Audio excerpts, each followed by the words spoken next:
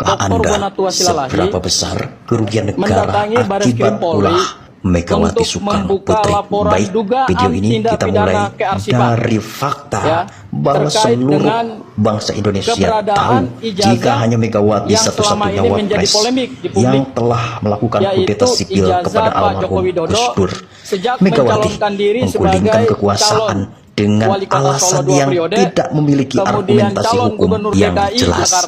Pada saat rakyat benar-benar sedang ingin Gus Dur memimpin bangsa Indonesia, selama Megawati memimpin, banyak sekali kemunduran, kerusakan yang terjadi di Indonesia. Megawati telah menjual Indosat, sebuah perusahaan telekomunikasi yang kala itu sangat menguntungkan negara. Megawati juga telah menjual 3 pulau milik Indonesia, Pulau Sipadan, Ligitan, dan Pulau Nipah.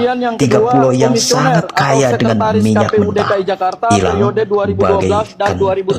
Megawati juga telah menjual gas alam di Papua Barat ke Cina dengan harga yang sangat murah, yang itu telah menyebabkan negara rugi 500 triliun setiap tahunnya. Skandal besar Megawati lainnya bahwa Megawati telah menghapus utang BLBI bersama kabinet sama-sama dan bersama-sama.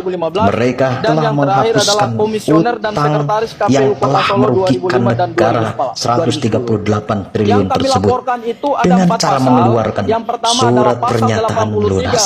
Jadi tidak salah jika negara telah mencatat bahwa Megawati lah satu-satunya presiden yang tidak dipilih oleh rakyat, sehingga merugikan seluruh rakyat Indonesia.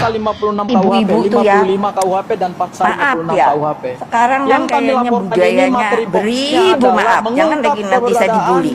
Kenapa toh seneng banget ngikut pengajian ya?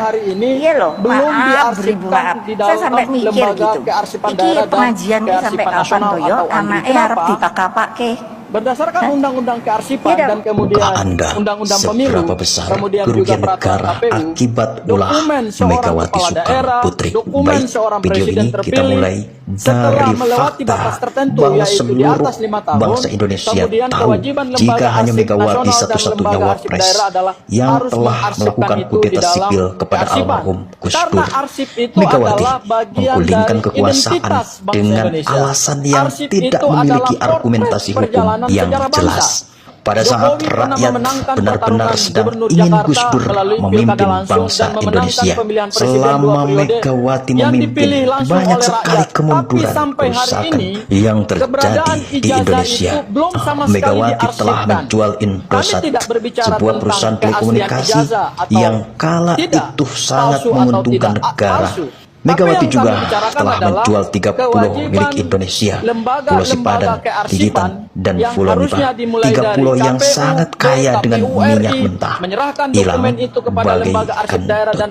Megawati juga telah menjual gas alam di Papua Barat ke Cina dengan harga yang sangat murah, yang itu telah menyebabkan negara rugi 500 triliun setiap tahunnya.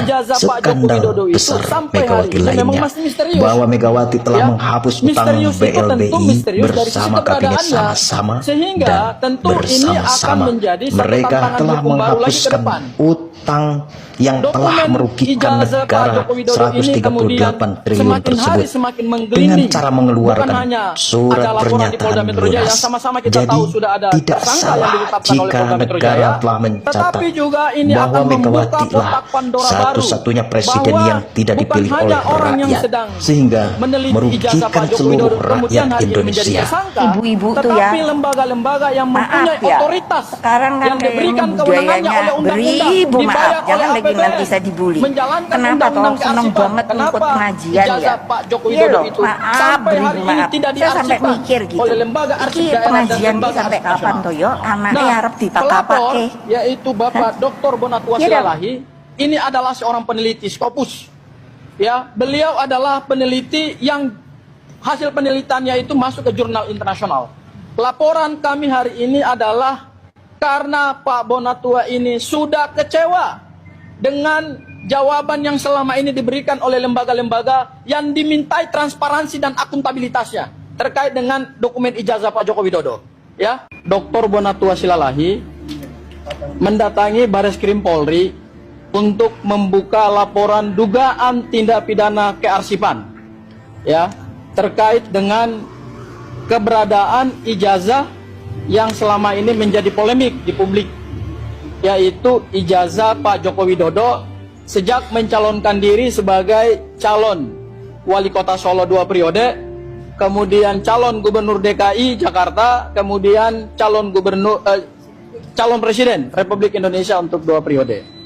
Hari ini yang kami buka laporan di Bareskrim Polri itu terkait dugaan tindak pidana kearsipan yang diatur dalam Undang-Undang Nomor 43 Tahun 2009 tentang kearsipan. Siapa saja terlapornya? Yang pertama adalah Komisioner atau Sekjen KPU RI periode 2014 sampai 2024. Kemudian yang kedua, Komisioner